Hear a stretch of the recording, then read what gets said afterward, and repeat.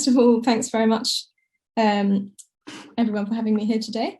It's great to have the opportunity to speak with you all about Know the Chain. So my name is Rosie Monaghan, and I'm a researcher and representative for Know the Chain. I'll introduce Know the Chain and what it is today, give you a bit of background on what we do, and talk through some of our findings before turning it over to any questions that you might have. So beginning with an introduction to Know the Chain. Know the Chain is a resource for companies and investors to understand and address forced labour risks within their global supply chains. It's worth noting that we focus specifically on supply chains rather than what companies are doing to address forced labour within their own internal operations, just because of the higher risk associated with supply chains due to their complexity and lack of visibility and so on and so forth.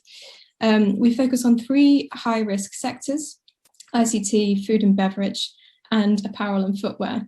And these sectors have been selected because of their known high risk for forced labour.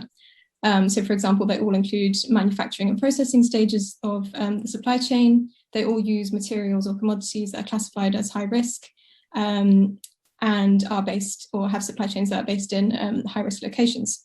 And I'll talk a bit more about risk on the next slide. And just to explain where I'm from, KTC is a collaboration between the four partners listed at the bottom here. I'm based at the Business and Human Rights Resource Centre, and we're responsible for leading on the benchmark research, engaging with companies, investors, and other industry stakeholders, civil society. So we do sort of the bulk of the day-to-day work. And what we produce is a ranking of companies in each of these three sectors with a score out of 100. And companies are assessed against our methodology, which looks at what steps companies are taking to address forced labour risks. Then we provide accompanying analysis in the form of a comprehensive report, which sort of explains the trends in each sector and where the gaps in corporate practice are, and makes recommendations. And we produce similar briefs for investors as well. So as I mentioned, there are factors that make these particular sector supply chains high risk for forced labour. And here are some factors which are particularly common across the three sectors. So first of all of these sectors rely on migrant workers. The conditions that migrant workers have to operate in make them more vulnerable to exploitation. For example, they might be recruited by a labour agency that is deceptive in telling them about the nature of the work that they'll be doing or the pay. Migrant workers might have to travel to another country for work, often at huge expense, only to find out that they will be paid a lot less than promised. Labour agencies might also charge migrant workers extortionate recruitment fees for a job. You can see the figure here in the bottom graphic. Apparel workers were found to have paid $4,000 for a job. And this can leave workers in situations of debt and therefore make it difficult for them to leave the job that they're in. And there are other recruitment practices also which make it more high risk for forced labour. Migrant workers' passports might be retained by their employer. If migrant workers don't speak the language of the country they're working in, this can make it much more difficult for them to report abuses or concerns. And these sector supply chains are also characterised by low wages. And sometimes this is through piece rate pay or quota-based systems, meaning that workers have to carry out a certain amount of work before they will be paid. And sometimes that can result in excessive overtime. And coming to abusive working and living conditions, this is another indicator of forced labour and is often reported in the allegations that we see across these three sectors. This can be very difficult for workers to challenge if they lack access to unions or worker representatives. And also if workers are based in remote locations like coffee farms or fishing vessels, that can make it even more challenging to report and detect labour abuse. A lack of freedom of association and collective bargaining I've already alluded to, and that exacerbates all these factors because workers are not always able to collectively bargain for better pay, for example, or have legitimate representatives representing their interests. Suppliers might also be based in countries where those rights are restricted or not effective for certain groups like migrant workers. So in terms of how we carry out our research and who it includes, so companies are selected for the benchmarks based on their size, which we use market cap for. And the idea is that it should cover the largest global companies in each sector. And companies must also be publicly listed because of our work with investors. And then the other thing we take into account is the percentage of revenue from companies' own branded products. But we do also include retailers like Amazon and Walmart. We started producing these benchmarks in 2016, and we began with 20 companies per sector, and then they're carried out every 2 years, and we've expanded each time. So in 2018, we moved on to 40 companies in each sector, and then in 2020, 60. And because some of the companies are benchmarked on repeat, that allows us to measure progress over time. The research for the benchmarks is based only on publicly available information, so we don't take into account anything which is just, privately disclosed. We look at what companies disclose on their websites, so in modern slavery statements, sustainability reports, policies, and so on. Our methodology also takes into account whether there are allegations of forced labour linked to a company in the public domain, and assesses how they respond to those, so essentially whether they provide remedy. And finally, companies have an opportunity to review our initial research, and if there's additional information they want to disclose and make public, they can do that. So this then is an overview of our methodology. This is based broadly on the UN Guiding Principles of Business and Human Rights. The first theme covers commitment, themes 2 to 6 cover due diligence and remedy, and due diligence, and then theme 7 covers remedy.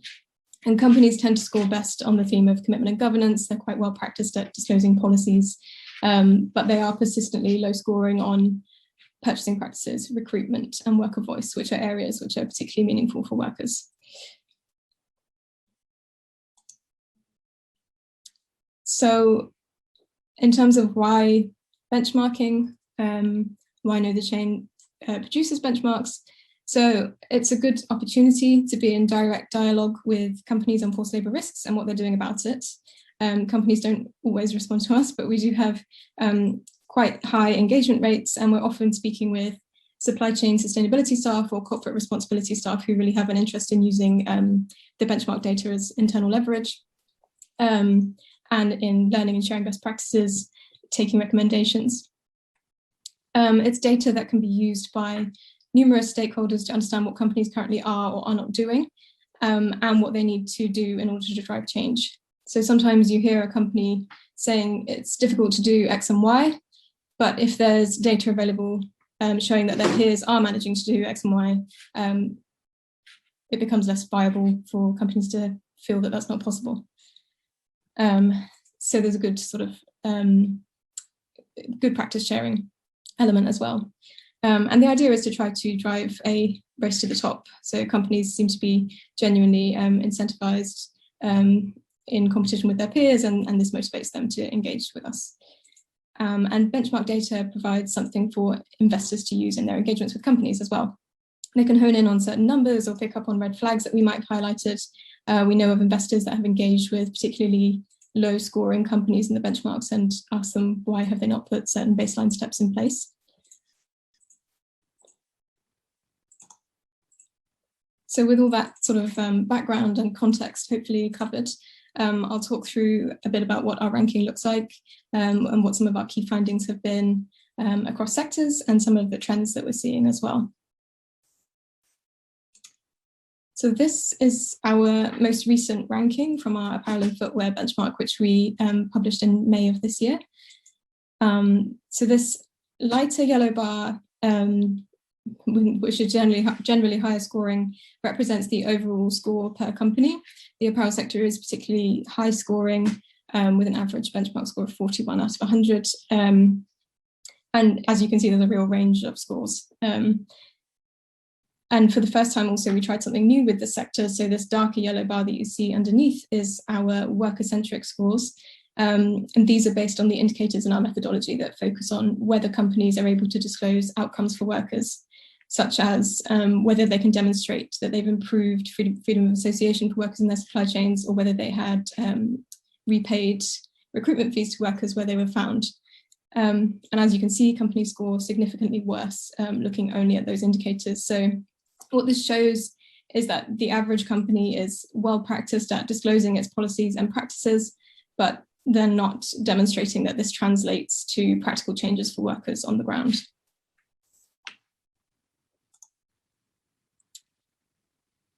And just to run through some of our key findings that apply kind of across the three sectors. Some of those commonalities that we're seeing, I've already mentioned a little. So companies tend to score the worst across these three themes: recruitment, purchasing practices, and worker voice. And these are all areas which are key to addressing forced labour and which have the potential to result in practical changes for workers. In addition, a key finding for us across sectors is a gap that we're seeing between policy and practice. So while companies are quite well practiced at disclosing their policies on forced labour, there is a huge disparity between the disclosure of policies and the disclosure of their implementation, how they work in practice, or the outcomes of those policies and processes. Another commonality that we had was that we had some standout subsectors that lagged behind their peers in food and apparel. So this was meat companies in particular, and then luxury companies in particular in apparel. And then when it comes to the key differences between sectors, as I've mentioned, apparel and footwear tends to be more advanced with an average score of 41 out of 100, whereas the others are lower on average at 28 and 30. Apparel companies have been working on these issues for longer than other sectors, so it's reasonable to expect that they should be further along in the process. And there are also a lot of industry initiatives and associations in the sector, which may also have something to do with a generally stronger level of disclosure. There are also some significant differences if we look at the themes of our methodology. So while all companies score quite poorly on freedom of association, ICT companies do particularly badly, with all companies scoring 0 on this indicator. And we also see notable differences in supply chain transparency. ICT companies tend to have stronger oversight over raw material level, as they're legally required to report on this as part of conflict mineral regulations. But generally speaking, apparel and footwear have the most companies disclosing first-tier supplier lists and information on the demographics of their supply chain workforce. So this is essentially to dig in a bit to this policy versus practice gap that I've mentioned. So this is some example data from the latest apparel benchmark. So 43% of companies disclosed a policy that prohibited the payment of recruitment fees in their supply chains by workers.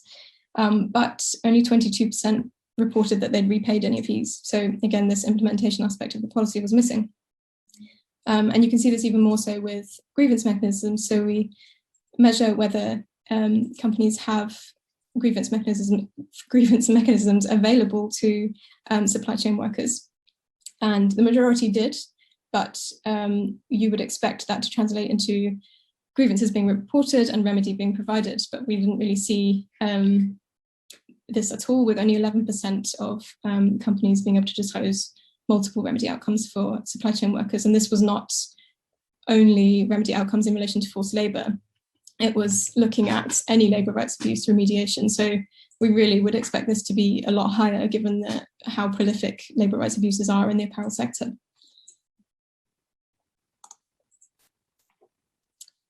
And in terms of looking at how companies are dealing with risk, these risks, forced labour risks, exist across sectors, locations and commodities. So naturally, they also exist across supply chain tiers, and we do assess what companies are doing below the first tier of their supply chains too, including raw material level. So we would expect companies to be conducting human rights due diligence across their high-risk commodities and locations. But sometimes companies are not even disclosing that they've identified these risks, let alone what they're doing to address them. So looking at the data from the food and beverage benchmark as an example, this sector has more than 20 high-risk commodities, so it's a particularly good one to look at. Tomatoes are an example of what I've just mentioned.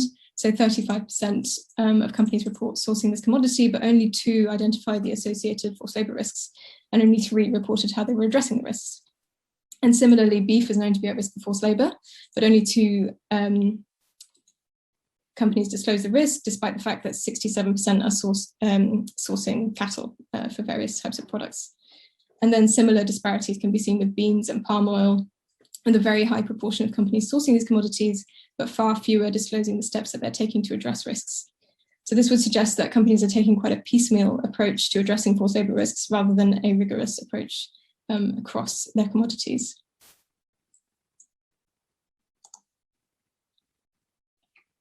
Remedies is another area I wanted to call out, as companies are sort of having huge gaps in their disclosure across sectors. So when we talk about remedy, what we're looking for is whether companies have a process for responding to grievances or allegations of violations of their human rights policies.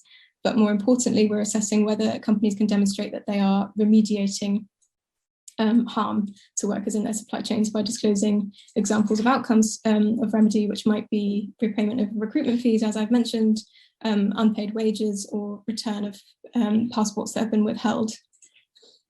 And we're also assessing how companies respond to allegations of forced labour in their supply chains, including whether they engage with the people affected, provide remedy to workers, and including whether that remedy was satisfactory to workers.